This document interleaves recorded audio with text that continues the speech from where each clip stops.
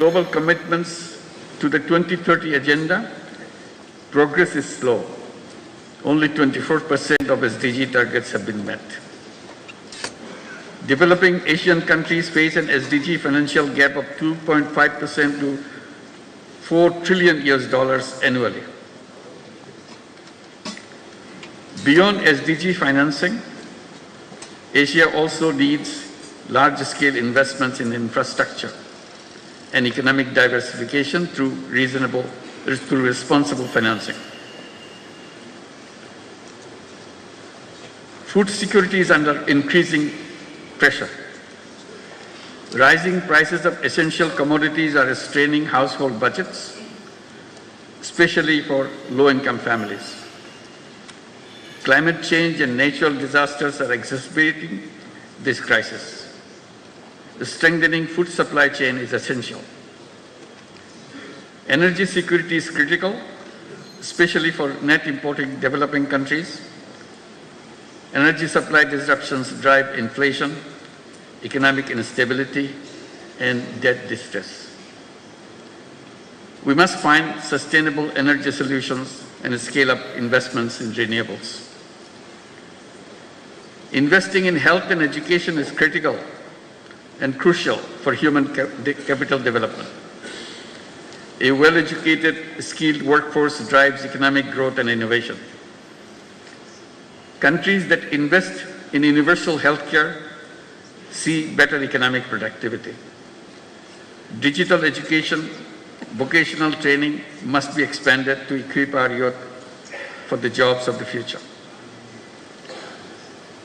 Distinguished audience, our civilization is at risk as we continue to embrace self-destructive economic values. The dominant economic model thrives on limitless consumption. It justifies over-extraction of resources and environmental degradation in the name of growth. We must shift towards sustainable economic models that prioritize people and the planet over the profit.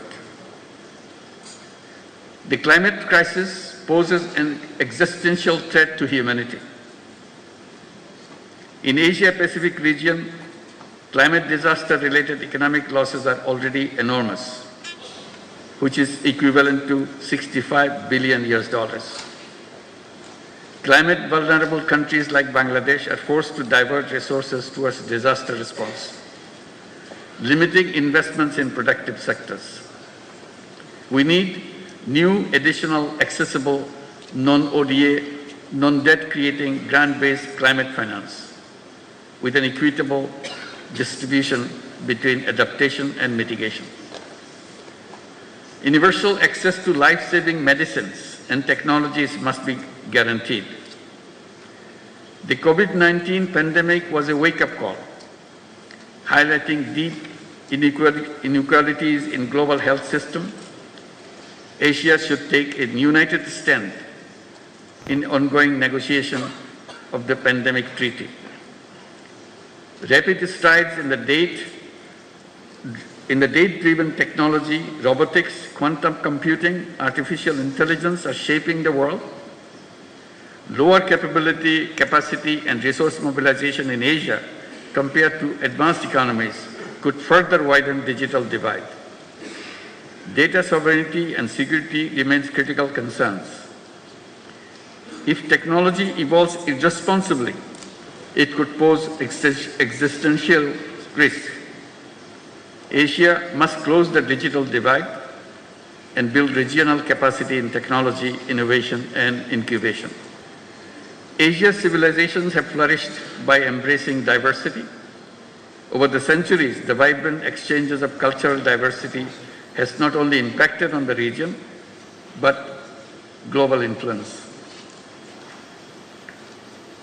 The melding of tradition and modernity, the respect for ancestral wisdom, alongside cutting-edge innovation, creates a dynamic energy that propels the region forward while honoring the deep historical roots. A sustainable financial mechanism. Regional MDBs and similar institutions should lead this effort. We need reliable funds that address our challenges and meet our growing demands. Second, trade cooperation. Asia remains one of the least integrated regions. This weak integration stifles investment and trade. We must work to boost trade cooperation immediately. Third, food and agricultural cooperation. We must promote resource-efficient farming. Domestic production must be enhanced for food security. We need to reduce imports reliance and achieve self-sufficiency. Expanding tech-based sustainable agricultural solutions and innovations in regenerative and climate-smart farming is key. Finally, mobilizing intellectual resources and youth power must be at the center of our collective actions. We must lay the foundation for a new civilization, a self-preserving and self-reinforcing society.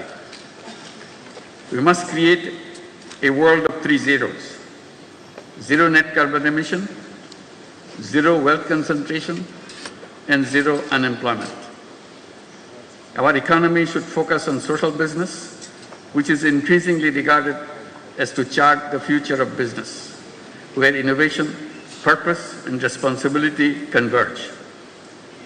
Boao Forum and other similar initiatives in Asia should enhance collaboration of youth and entrepreneurs, and particularly youth entrepreneurs, to make Asia a better place for our generations to come.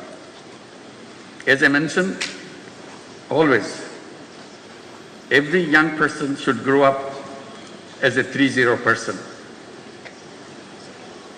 with zero net carbon emissions, zero wealth concentration, and zero unemployment through entrepreneurship and social business. This is the shared future we in Asia must create together. Thank you very much for your attention.